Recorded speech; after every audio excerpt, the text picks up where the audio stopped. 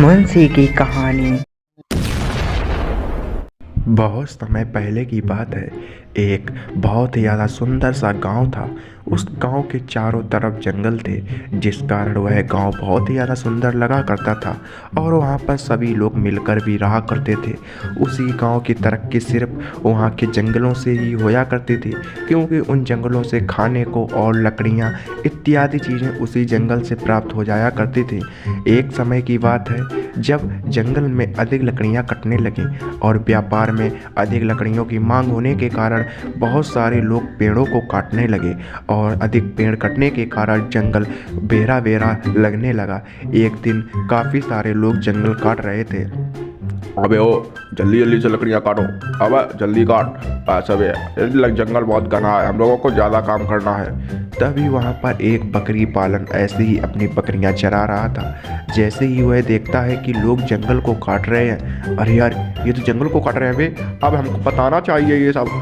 तभी वह ऐसा सोचकर वह जल्दी से भागते भागते गांव जाता है और जैसे ही वह गांव पहुंचता है तो गांव में लगी एक आपातकालीन घंटी को वह बजाने लगता है और आपातकालीन घंटी बजते ही सभी लोग उस चबूतरे पर आने लगते हैं। दरअसल वह पंचायत चबूतरा था। वहां पर एक आपातकालीन घंटी भी लगी हुई थी, जिससे सुनकर सभी लोग आ जाते हैं। अरे भैया जी क्या हुआ? अरे बेटा क्या हुआ है, क्यों घंटी बजाई है?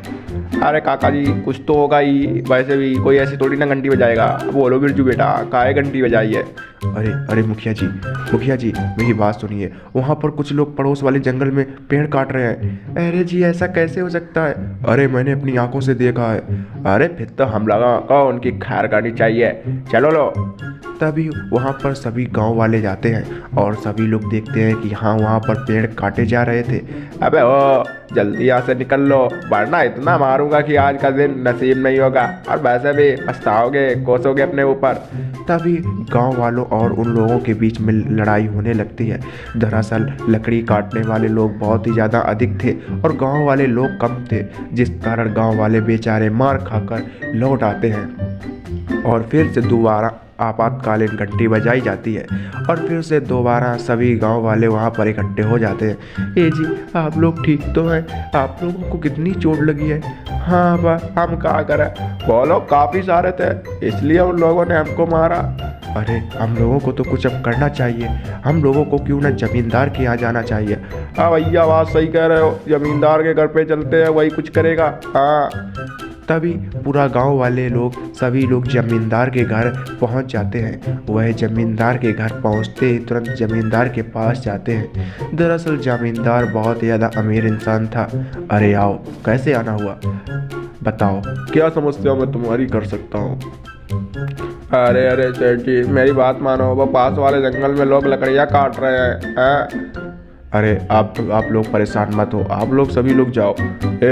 जाओ जाके तुम उन लोगों को पकड़ के लाओ।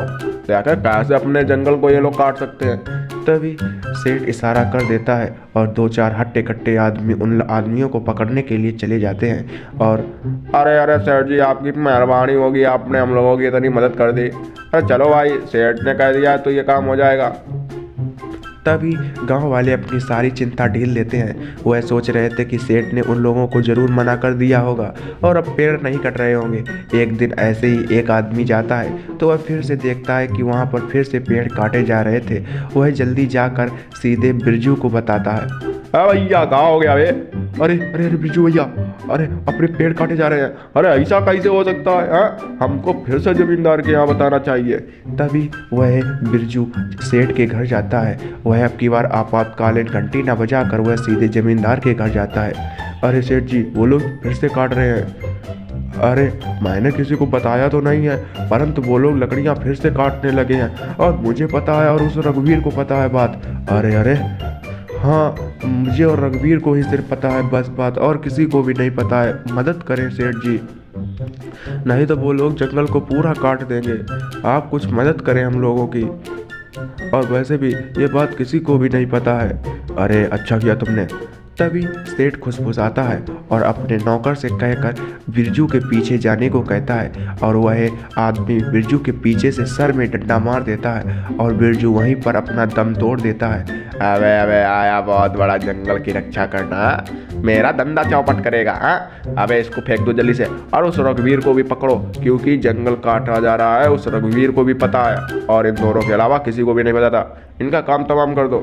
तभी वहाँ पर बेचारे बिरजू की पत्नी वहाँ पर देख ही रही थी। अरे बेटा तुम सो जाओ, अभी पिताजी नहीं आए। मम्मी पिताजी कहाँ है?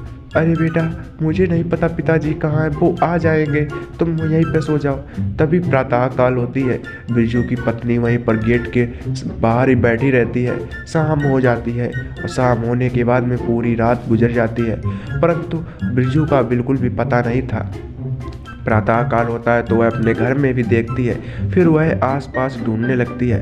तभी वह एक आदमी बताता है, ए जी आपने मेरे पति को देखा है? आपने पति को देखा? अरे नहीं नहीं भाभी जी, मैंने बिरजू को नहीं देखा, वो तो कल शाम रघुवीर के साथ था। तभी वह रघुवीर को पूछने के लिए जाती है, वह रघुवीर के घर जाती है। अरे जी हाँ अरे तुमने रघुवीर को देखा है? तुमने रघुवीर को देखा है क्या? हाँ वैसे भी वो भी नहीं आए शाम से। क्या रघुवीर भी नहीं आया शाम से? और मेरे पति बिरजू भी नहीं आए। वहाँ पर एक आदमी कह रहा था कि ये लोग शाम को दोनों साथ में ही थे, परंतु ऐसा कभी नहीं करते, ये बिना बताए कहीं नहीं जाते हैं। अब पता नहीं ये लोग कहाँ हैं, हम लोगों को ज़रूर आपातकालीन घंटी बजानी चाहिए। तभी वो लोग आपस में ऐसे ही बातें करने लगते हैं और वह जल्दी से जाकर चबूतरे पर लगी आपातकालीन घंटी को बजाने लगते हैं। और जैसे ही उसकी पत्नी आपातकालीन घंटी को बजाती है तो पूरा गांव फिर से वहीं पर इकट्ठा हो जाता है और सभी लोग वहीं चबूतरे के पास पहुंच जाते हैं। अरे क्या हुआ बेटी, घंटी क्यों बजाई है?